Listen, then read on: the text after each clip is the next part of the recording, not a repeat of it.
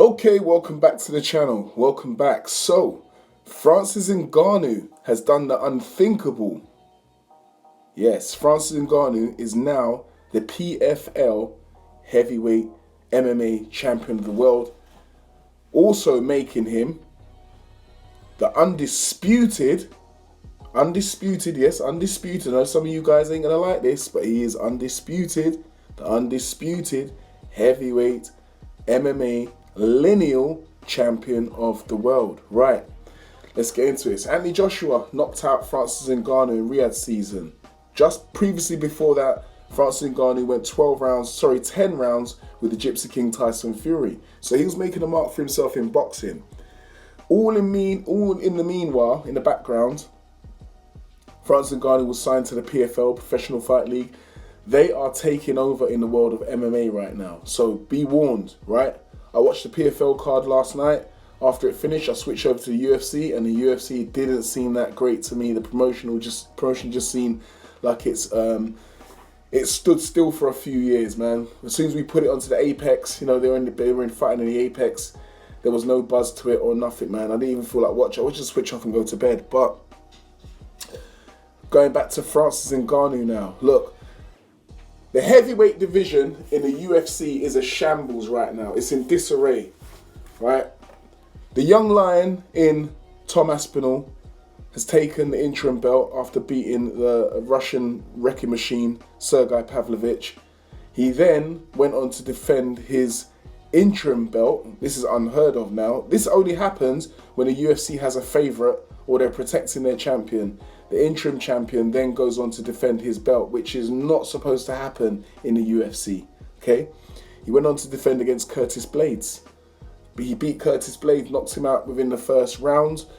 Still calling for a John Jones fight, but John Jones wants to fight old man Stipe Miocic. No disrespect to Stipe, but he hasn't fought for 4 years, and the last time he fought, he got starched in the second round by Francis Ngannou. Did I say Francis Ngannou? Right. Francis Ngannou is coming. If you look at his resume now, his MMA resume, he has 5 first-round knockouts, right? 4 of them were former champions. He knocked out Stipe in the second round of their bout 4 years ago, 3.5, 4 years ago. John wants to fight Stipe to fulfill his legacy for some reason. I don't understand why. Nobody understands why, but he will not fight Tom Aspinall. So now the debate is going on. The debate is going on all over social media. Francis Ngannou, lineal heavyweight champion. A lot of people saying, forget about John Jones. They'd love to see a fight between Francis Ngannou and Tom Aspinall, right? So I don't know what you guys think. Let me know in the comments, man. But the way that I see it, Francis Ngannou is the lineal heavyweight champion. He never lost his belt over at the UFC, and the UFC have not got their act together. The heavyweight division is in disarray. Francis Ngannou knocked out five of the top heavyweights. There's no one else. Even if Francis was to go back now, there's not much people for him to fight. He's knocked them all out, right? And now he's knocked out Renan and Ferreira. So it doesn't take much maths to work this out that Francis Ngannou is a lineal heavyweight champion of the world, MMA. So he is the baddest man on the planet, MMA-wise. Is he going to go back into boxing for a couple of fights? We don't know. He had a bit of a emotional, there's a bit of emotions that were flowing after the fight, due to the passing of his son, Kobe, who he dedicated his fight to. But they speak of Deontay Wilder in boxing at the moment. There's not much people for him to fight at the PFL. I mean, Francis Ngannou stands alone. Stands the king of the castle. Stands alone. And the UFC fanboys and the John Jones fanboys, Dana White fanboys, they're seething. They just can't handle this. They just cannot handle it. A lot of them were tuning in, like curtain watching, hoping that Francis would lose. But Francis racks up another first round KO. Francis Ngannou has to be the most dangerous man on the planet right now. In fact, if he was to drag Anthony Joshua into the octagon, he'll destroy him.